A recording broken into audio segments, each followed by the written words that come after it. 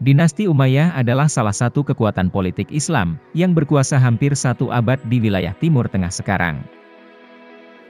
Setelah kematian Khalifah Ali bin Abi Thalib radhiyallahu anhu oleh kelompok Khawarij, Muawiyah bin Abu Sofyan mendeklarasikan kekhalifahan yang baru.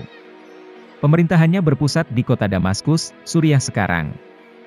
Hasan bin Ali, yaitu putra Ali bin Abi Thalib radhiyallahu anhu tidak mau mengakui kekhalifahan tersebut, sehingga muncul pertentangan politik di dalam tubuh umat Islam. Pada tahun 41 Hijriah, Hasan bin Ali dan Muawiyah bin Abu Sofyan mendeklarasikan perjanjian damai yang dikenal dengan Perjanjian Yaumul Jamaah. Sekaligus mengakhiri perselisihan politik di tubuh umat Islam.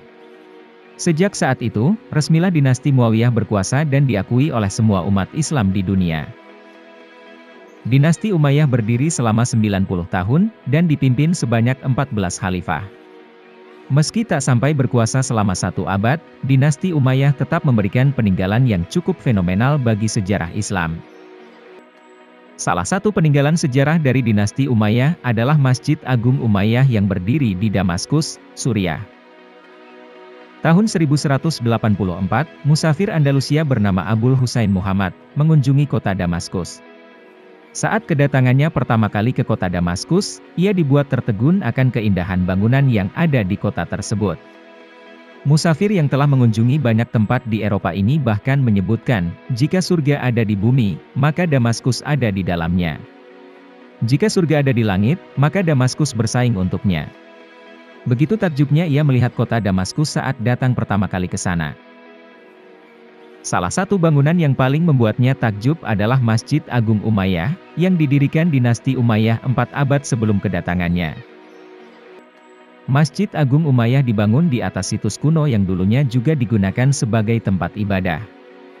Dulunya ada kuil yang dibangun di atas tanah tersebut oleh orang Aram kuno. Dan kemudian, kuil tersebut digunakan oleh orang Romawi saat berkuasa di Suriah. Saat Suriah dikuasai oleh Bizantium Kristen, kuil tersebut diubah menjadi katedral. Tahun 634 Masehi, pasukan Muslimin di bawah pimpinan Jenderal Abu Ubaidah radhiyallahu anhu dan Jenderal Khalid bin Walid radhiyallahu anhu datang menaklukkan Bizantium Kristen di bawah perintah Khalifah Abu Bakar Asy-Syiddiq radhiyallahu anhu. Setelah berada di bawah kekuasaan Islam, katedral tersebut digunakan bersama oleh masyarakat Muslim dan Kristen untuk beribadah. Setelah bertahun-tahun, komunitas Muslim berkembang amat pesat, sehingga dibutuhkan ruang sholat yang lebih luas. Maka katedral tersebut diubah utuh menjadi masjid setelah 80 tahun digunakan untuk beribadah bersama. Dan umat Kristen dibuatkan bangunan baru untuk beribadah. Al-Walid yang masa itu menjadi khalifah dinasti Umayyah ke-6, memiliki pikirannya sendiri tentang seperti apa rumah ibadah umat Islam. Sebuah rumah ibadah yang berbeda dari masjid-masjid di Makkah, Madinah, dan Kufah yang dinilai ukurannya relatif kecil. Al-Walid dengan pemikiran ambisiusnya, ingin menawarkan sebuah rasa surga Islam untuk orang-orang beriman. Renovasi besar-besaran terhadap katedral itu pun dilakukan. Sekitar 40 ton kubus kaca dan batu, diatur sedemikian rupa, agar seluruh ruangan masjid bersinar dan berkilau seperti taman yang fantastis.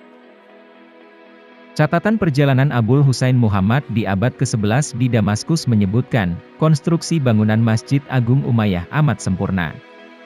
Masjid tersebut memiliki dekorasi dan hiasan yang luar biasa. Termasuk juga mosaik dari emas dan batu yang mempesona jika terkena cahaya. Masjid Agung Umayyah di Damaskus berdiri atas berbagai inspirasi arsitektur dunia. Mulai dari arsitektur tradisi Bizantium, Neo-Romawi, Persia, Suriah, hingga arsitektur murni Islam berada di masjid ini. Menurut ahli geografi dan kartografer Islam, Muhammad Al-Idrisi, Masjid Agung Umayyah di Damaskus tidak ada bandingannya di dunia.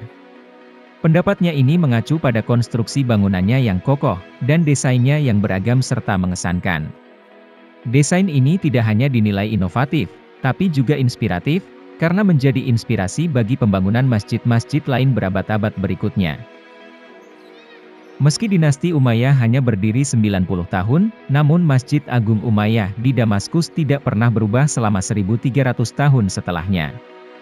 Dinasti-dinasti yang berdiri setelah dinasti Umayyah, hanya melakukan perubahan kecil di masjid ini. Masjid ini juga menyimpan sejarah sedih.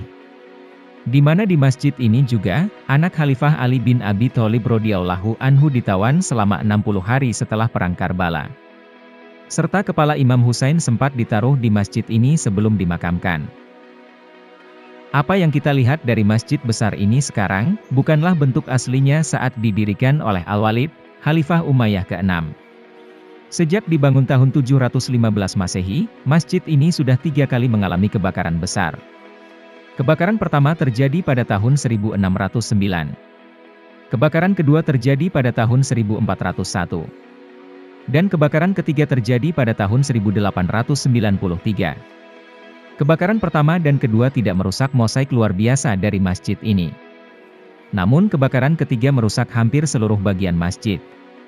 Akibat kebakaran tersebut, hampir seluruh bagian dari masjid ini dibangun kembali oleh dinasti Turki Utsmaniyah, dengan gaya Ottoman akhir. Mulai dari ruang sholat, mihrab, mimbar hingga kubahnya.